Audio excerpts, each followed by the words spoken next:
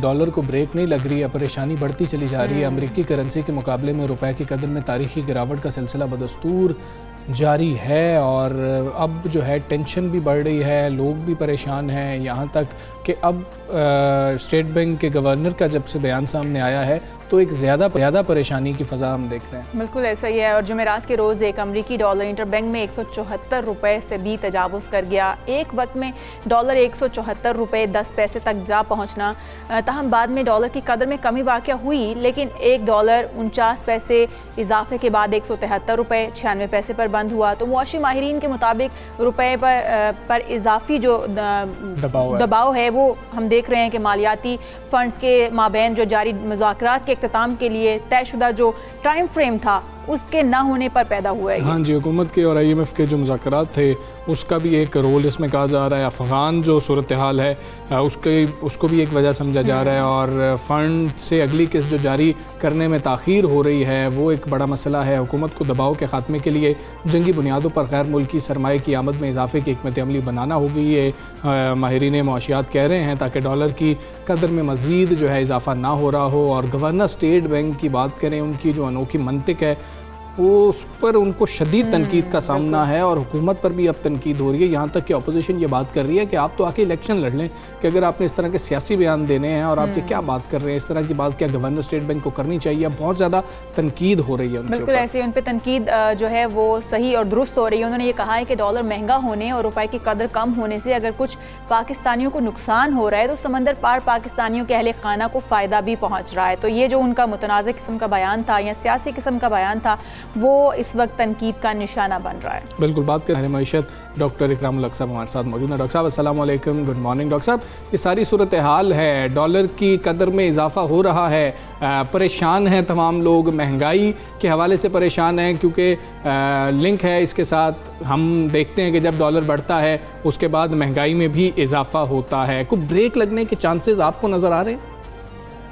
जी, आने वाले दिनों में तो महंगाई में कोई कमी होने के इम्कानात नज़र नहीं आ रहे हैं, क्योंकि जब तक हमारे पैसे के ऊपर, हमारे पाकिस्तानी रुपये के ऊपर दबाव रहेगा तो ये मुमकिन नहीं है, क्योंकि हम ज़्यादातर चीज़ों को दरामद करते हैं और दरामदी माल के ज़रिए हमारी बहुत सी दरामदार भी जो है उसके अंदर भी वो दरामदी माल इस्तेमाल होता है, खाम माल भी इस्तेमाल होता है, फिनिश भी इस्तेमाल होती है। तो सबसे ज़रूरी बात ये थी कि हम दुनिया भर में जो है आपने देखा है कि महंगाई बहुत ज़्यादा हो रही है, मगर फ़र्क ये है कि उन ममालिक में जो है वो दरामदी अशिया के ऊपर डिपेंडेंट नहीं है, जबकि हमारी तो ज़्यादातर मईशत का बड़ा हिस्सा ही दरामदी चीज़ों के ऊपर जो है वो उसका दारोमदारों में हिसाब है।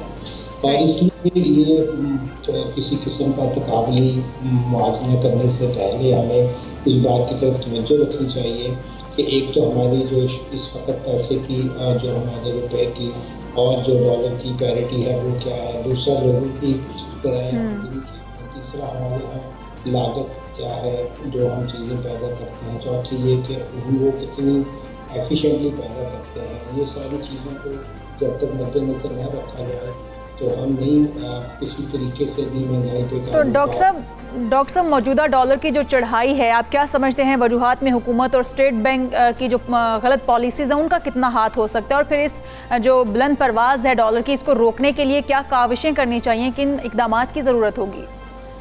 मेरा ख्याल है कि ये काम तो स्टेट बैंक ऑफ पाकिस्तान को मई में ही जब उन्होंने ये कहा कि अब हमारी फिस्कल कंसोलिडेशन हो गई है और अब हम तरक्की की राह पे गामजन है, तो जैसे ही पोर्टफोलियो को आपने देखा कि एकदम से फिर हमारा करंट अकाउंट डेफिसिट बढ़ना शुरू हो गया, तो उसी वक्त उनको चाहिए था कि वो या तो गैर एशिया पर पाबंदी लगाते या वो ये उनके ऊपर हैवी टैक्सेशन करते, मगर उन्होंने दोनों इक़दाम नहीं किए और इस सिलसिले को चलने दिया।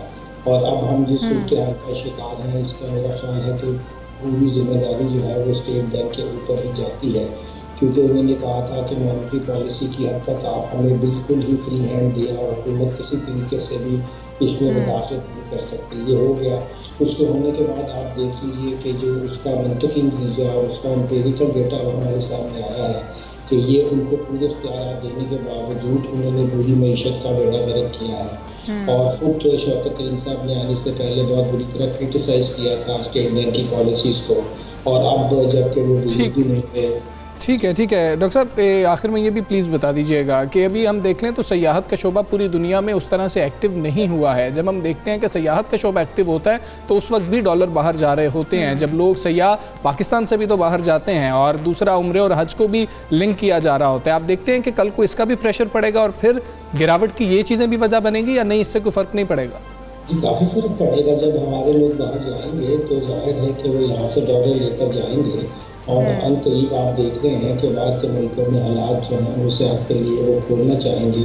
अमेरिका भी 9 नवंबर से खोल रहा है अपनी सरहदें यूरोपियंस के लिए, हमारे लिए भी खुल जाएंगी, और इससे जाहिर है कि हमारी जो जले मुबादला है उसके जो ज़खायर हैं उसके ऊपर और असर आएगा। क्योंकि जैसे ही डॉलर की डिमांड बढ़ेगी तो जाहिर है कि उसकी डिमांड बढ़ने से उसकी कीमत नीचे तो नहीं आने लगी। इसके बाद तो बिल्कुल तयशुदा है कि आने वाले दिनों में हम इस पर मज़ीद दबाव देखेंगे, और ये ठीक है, मज़ीद दबाव देखा जाएगा। डॉक्टर साहब बहुत शुक्रिया आपका, सुबह से आप बात कर रहे थे और ये मसला है, और अब पाकिस्तानी मईशत को ये जो एक डॉलर की जो ऊंची उड़ान है इसकी वजह से अब कहा जा रहा है कि कुछ मुश्किलात मज़ीद भी बढ़ सकती हैं, और IMF का लिंक किया जा रहा है और तमाम जो हम माहिरीन से जब बात करते हैं तो वो एक उसमें इम्पॉर्टेंट बात कोट कर रहे होते हैं। वो कहते हैं कि हम इस तरह का कोई कमेंट नहीं करना चाहते हैं कि ये कहें कि हमें लगता है कि यहाँ तक जा सकता है, उसके बड़े नेगेटिव असरात ख़ास तौर पे मार्केट पे पड़ रहे होते हैं। अब हम उम्मीद यही करते हैं कि तमाम चीज़ें जो हैं,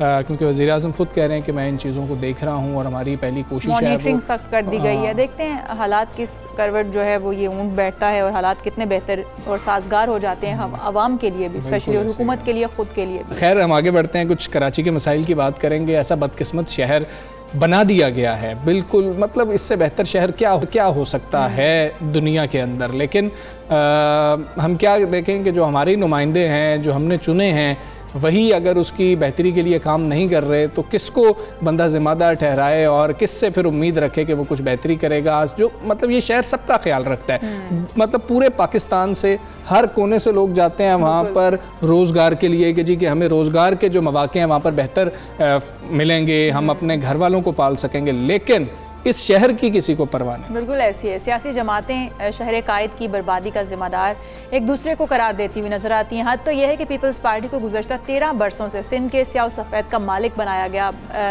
अवाम नहीं बना दिया, मगर अभी भी इल्ज़ाम सियासी मुखालिफिन पर धर दिया जाता है। उन्होंने कराची के लिए कुछ नहीं किया। कराची में मीडिया से गुफ्तगू करते हुए एडमिनिस्ट्रेटर कराची मुर्तज़ा वहाब ने ही आज से कहा है कि आज से 40 साल बाद KMC लियाकताबाद जो है सुपर मार्केट ठीक करने जा रहे हैं, और ठीक होती है या नहीं तो बात की बात है कि 40 साल बाद अब हम लोग कोशिश कर रहे हैं और ये हम कर रहे हैं, और इंशाल्लाह जल्द ही सड़कों की मरम्मत का काम भी शुरू कर दिया जाएगा। और उन्होंने साबिक मेयर कराची वसीम अख्तर पर भी बहुत ज़्यादा तनकीद की है। मुर्तज़ा वहाब साहब ने क्या कहा आपको वो सुना दें। जो आज मुझ पर तनकीद कर रहे हैं कि मैं म्यूनसिपल टैक्स लेने की कोशिश कर रहा हूँ, इन लोगों के हुकूमत में वो म्यूनसिपल टैक्स सबसे पहले लगा था। उनकी तख्ती भी आपको एक बाहर नज़र आ रही है उनसा। उसके बाद वसीम अख्तर साहब जब 4 साल तक KMC के मेयर थे, अरशद वोरा साहब जब डिप्टी मेयर थे, उस ज़माने में भी ये म्यूनसिपल टैक्स लागू था, लेकिन लागू होने के बाद वो सरकार की जेब में नहीं जाता था, किसी और की शायद जेब में जाता था। अब मैंने फ़ैसला ये किया कि भाई मेरी जेब में ना डालो वो पैसे, इदारे की जेब में डालो, और इदारे की जेब में तभी आएंगे जब पैसे की चोरी को आप रोकेंगे। और इसलिए हमने फ़ैसला किया कि के इलेक्ट्रिक के ज़रिए अगर ये टैक्स इकट्ठा किया जाएगा तो ये पैसा KMC के अकाउंट में आएगा। गुफ्तगू आपने मुलाहिज़ा की है। साबिक डिप्टी मेयर कराची अरशद वोरा साहब हमारे साथ मौजूद हैं, उनको शामिल गुफ्तगू करते हैं। वोरा साहब अस्सलाम वालेकुम, good morning sir. Sir Murtaza Wahab साहब तो कह रहे हैं कि पहले भी जो है टैक्स इकट्ठा होता था लेकिन वो इदारे की जेब में नहीं जाता था, किसी और की जेब में जाता था। अब मैंने ये फ़ैसला किया है कि ये मेरी जेब में नहीं जाएगा, ये इदारे की जेब में जाएगा और फिर काम हो रहा होगा। बड़े संगीन इल्ज़ामात हैं। बिस्मिल्लाहिर्रहमानिर्रहीम। अभी थोड़ी देर पहले आप ही लोग अपनी ब्रीफिंग में बता रहे थे कि गुज़िश्ता 13 साल से तो पीपल्स पार्टी की हुकूमत है और मुर्तज़ा वहाब साहब भी शायद पीपल्स पार्टी से इनका ताल्लुक़ है, पीपल्स पार्टी के ही एडमिनिस्ट्रेटर हैं जी। ये 13 सालों में शायद ये 4 साल बल्दियाती हुकूमत मुंतखब आई, बाकी तो उसके अलावा अगर आप देखें तो 9 साल 10 साल जो है वो एडमिनिस्ट्रेटर्स ही पीपल्स पार्टी के तो बैठते रहे हैं। तो आई डोंट नो। और बाकी जो ये 4 सालों की बात कर रहे थे, जो वसीम अख्तर की बात की जी, तो ये इल्ज़ामात उनको उस वक्त लगाने चाहिए थे जब वसीम अख्तर को पीपल्स पार्टी पैसे दे रही थी, जब OZT के पैसे दे रही थी, ADP के पैसे दे रही थी। उस वक्त ये इल्ज़ामात लगाते हुए बहुत अच्छे लगते। उस वक्त ये कहते कि भाई हमने इस महीने 1 अरब रुपया ADP का दिया है, अब वसीम अख्तर ADP के 1 अरब से अपने प्रोजेक्ट्स अनाउंस करें तो बड़ी अच्छी बात लगती। लेकिन उस वक्त तो साझेदारी थी ना, उस वक्त तो आपस में जितने पैसे आते थे उसमें कमीशन सबका मिल बांट के खाना होता था। अच्छा, इन्होंने मेरा भी शायद नाम लिया था, मैंने कल सुना था, तो मैं वाजे कर दूं कि ये जिस टैक्स की बात कर रहे हैं MUCT जी, इनको चाहिए था कि इस रिकॉर्ड को चेक करें। और मैं चैलेंज करता हूं आपके चैनल के थ्रू सही कि ये अपनी कारकर्दगी 4 माह की दिखा दें। मेरे पास 4 माह पावर रहा था, 5 माह जी, उस 5 माह में मैंने इस MUCT को, जिसको ये कह रहे हैं कि लाखों में जमा होता था, सही कह रहे हैं, साल का मुश्किल से 1 करोड़ रुपए जमा होता था, मैंने 5 माह में 24 करोड़ रुपए जमा किया, जो 10 साल में नहीं हुआ। वो कहते जमा हुआ, लगाया नहीं, उठा के वो कहते लगाया क्यों बाद जमा हुआ ना मुझसे लगाया ना, कि अपनी जेबों में गया, हुकूमत की जेब में नहीं गया। होता क्या यहाँ मैं तो कह रहा हूँ KMC में आया ना वो पैसा। ठीक। KMC के तो 35 अरब का तो मैंने पूरा पर्चा पढ़ दिया, व्हाइट पेपर पूरा 35 बिलियन रुपीस का पढ़ दिया, ठीक है ना। मेरे पास 5 महीने पावर थी, उस 5 महीने में मैंने टैक्स कलेक्शन को और इसी KMC के स्टाफ से किया। ये नहीं किया कि इलेक्ट्रिक के बिलों में लग के आएगा और सुई सदन गैस के बिलों में लग कर आएगा, ये नहीं किया था। इसी स्टाफ को कहा था कि भाई आप लोग केपेबल हो, आप लोग, ना मुझे रिश्वत चाहिए तो ना आप लोग लोगे, जब मुझे रिश्वत नहीं चाहिए तो आप लोग भी नहीं लोगे। रिश्वत आप लोगों ने बहुत खा ली, अब मुझे जो है ना, मुझे वर्किंग चाहिए। इसी तरीके से आप देखें अस्पतालों में हर चीज। अर्शद वोहरा साहब, मुर्तज़ा वहाब ये भी कहते हुए नजर आए कि इख्तियारात अभी भी वही हैं, वसाइल अभी भी वही हैं, लेकिन सिर्फ नीयत बदल गई है। क्या समझते हैं कि अब नीयत बदल जाने से काम होता हुआ नजर आएगा और फिर सिंध हुकूमत को या फिर एडमिनिस्ट्रेटर को इस वक्त किन इकदामात की ज़रूरत है या फिर कौन सी काविशें करनी चाहिए कि कुछ तो कराची के हालात बदलें, नीयत बदल गई है, क्या अब काम होता हुआ नजर आएगा?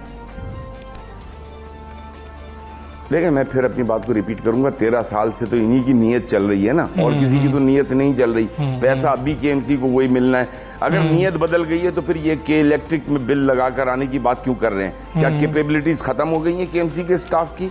ये सुई सदन गैस कंपनी में जो है ये क्यों कह रहे हैं कि ये वाटर चार्जेस आएंगे या दूसरे चार्जेस आएंगे? तो ये चीजें, ये कैपेबिलिटीज जो हैं, ये आवाम के ऊपर मजीद बोझ डालने का तरीकाकार है। आपके पास जो 16,000 मुलाजिम हैं, आप उनकी यूटिलाइजेशन करें, उसमें जो लोग सही हैं, मतलब जो परफॉर्म कर सकता है उसको रखें, मतलब जो काम करना नहीं चाहता आप उसको फारिग करें। ये दुनिया का उसूल है कि जो काम करना नहीं चाहता, जो रिश्वतखोर है, उसको फारिग करें। आपके पास KMC के पास बहुत वसाइल हैं, KMC के पास इतने वसाइल हैं, आपने KMC की इतनी सारी बातें तो कर दी। KMC का सबसे बड़ा रिसोर्स जो है वो पार्किंग है। कराची की पार्किंग जो है, 90% पैसा जो है उन लोगों की जेबों में जा रहा है, 10% भी शायद KMC को नहीं मिल रहा, नॉट इवन 5%।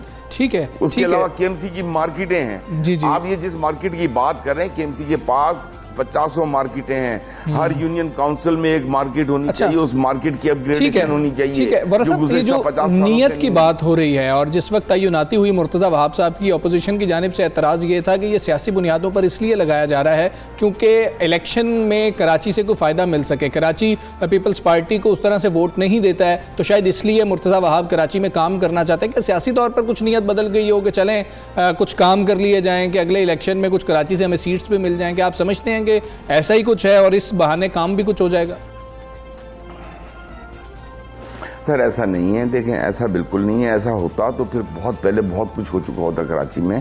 कराची के फंड्स तो सिर्फ सिंध गवर्नमेंट को जो है ना, कराची 140 अरब सर्विसेज टैक्स की मद में देता है। उससे हर साल एक 25 अरब रुपए की और 30 अरब रुपए की ग्रीन लाइन बन सकती है। हर साल एक ग्रीन लाइन कराची को आप दे सकते हो अगर आपकी नीयत सही हो। आप अनाउंस करो ना प्रोजेक्ट्स। आप ये ऑरेंज लाइन और येलो लाइन और फलानी लाइन ये जो आपने बना के रखी हुई है, अभी उसका कोई वजूद नहीं है। आपने थोड़ा सा इंफ्रास्ट्रक्चर खड़ा कर दिया। आपने कराची में 10 बसें लेकर आए 13 सालों में, वो भी पता नहीं कहाँ चली गई। आप कोई प्लानिंग की बात करो, आप कचरा उठाने की बात करो, आप लोगों को पानी देने की बात करो। लोगों को अभी बिल्डिंगें नहीं चाहिए, लोगों को आप जो है पानी दे दो खुदा के लिए। लोगों को आज आप यकीन करें कराची में गैस नहीं है। आज कराची में लोगों के घरों में गैस नहीं है। लोग कोयले पे और लकड़ियों से आग लगा के खाने पका रहे हैं। तो कराची को आप ले गए हो आसार कदीमा में, उस कराची को जिसका पैसा सिंध भी खा रहा है, जिसका पैसा वफाक भी खा रहा है। आपने कराची की आवाम को ना पानी दिया है, ना बिजली दी है, आपने ना गैस दी है। मतलब आप इस बेस पर बात कर रहे हो कि कराची वाले वोट देंगे आपको। आप कराची को जियोग्राफिकली इस तरीके से कराची को डिवाइड कर रहे हो कि आप ज्यादा से ज्यादा जो है अपने डिस्ट्रिक्ट्स बना सको। और ये सारे जो है ना, आप देखें कराची के जो सबर्ब्स हैं उस तरफ के डिस्ट्रिक्ट्स बनाए जा रहे हैं। क्यों? कि जियोग्राफिकली इस तरीके से कराची को तोड़ दिया जाए कि कराची के ज्यादा से ज्यादा डिस्ट्रिक्ट बनाए। अभी ये गडाफ डिस्ट्रिक्ट भी बना देंगे 8वां, और उसके बाद जो है कहेंगे 5 डिस्ट्रिक्ट पे हमारा कब्जा है। कब्जा कहूंगा मैं इसको। देखें कराची को आपने अभी भी एडमिनिस्ट्रेटर लगाया, पॉलिटिकल एडमिनिस्ट्रेटर। ये गैर कानूनी काम है। आपने देखा सुप्रीम कोर्ट ने भी नोटिस लिया है कि इलेक्शन क्यों नहीं करवाते। आप चीफ मिनिस्टर जो है उसका टेन्योर खत्म होता है, सिंध असेंबली का टेन्योर खत्म होता है, आप उसके फौरन बाद जो है 3 महीने के बाद इलेक्शन शेड्यूल होता है। प्राइम मिनिस्टर आप जो है ना वो एक्टिंग प्राइम मिनिस्टर की जगह एडमिनिस्ट्रेटिव प्राइम मिनिस्टर या एडमिनिस्ट्रेटिव चीफ मिनिस्टर क्यों नहीं लेकर आते? इसलिए कि आपका कानून आप बिल्कुल ठीक है, ठीक है। अच्छा दरअसल बहुत शुक्रिया आपका, इजाजत नहीं दे रहा। ठीक है, बहुत शुक्रिया आपका। सबसे पहले पाकिस्तान से आप बात थे, कराची के मसाइल हैं, लेकिन ये इल्ज़ाम एक तरफ से लगता है फिर दूसरी तरफ से इल्ज़ाम लगता है, और हम देखते हैं कि मामलात अदालत की तरफ भी कोई नहीं लेके जा रहा होता, इल्ज़ाम लगा रहे होते हैं और उसके बाद उसका कुछ सोल्यूशन नहीं निकलता। और जो पहले इन ओहदों पर जो हैं फायज रहे, बराजमान रहे, उनके ऊपर भी तनकीद होती है, जवाब है। फिर दावे तो अब भी किए जा रहे हैं कि काम जो है वो शुरू हो चुके हैं या तेज़ी से काम जो है वो जारी है, लेकिन ग्राउंड रियलिटी क्या है, या फिर काम होते हुए आवाम जब देखेंगे या फिर उसके समराज जब तक नहीं आते तब तक तो फिर दावे के दावे ही हैं। हम दावों को हकीकत जो है वो उसमें तब्दील होते हुए देखेंगे तो फिर हम कुछ कह सकते हैं कि हाँ जी अब के नुमाइंदे जो है वो कुछ कर पा रहे हैं। हाँ जी बिल्कुल ऐसे ही है। हम तो उम्मीद लगाए बैठे हैं और कराची के हालात बेहतर हों, कोई भी करे कैसे भी करे। हम एक ब्रेक लेते हैं, ब्रेक के बाद वापस। Stay with us.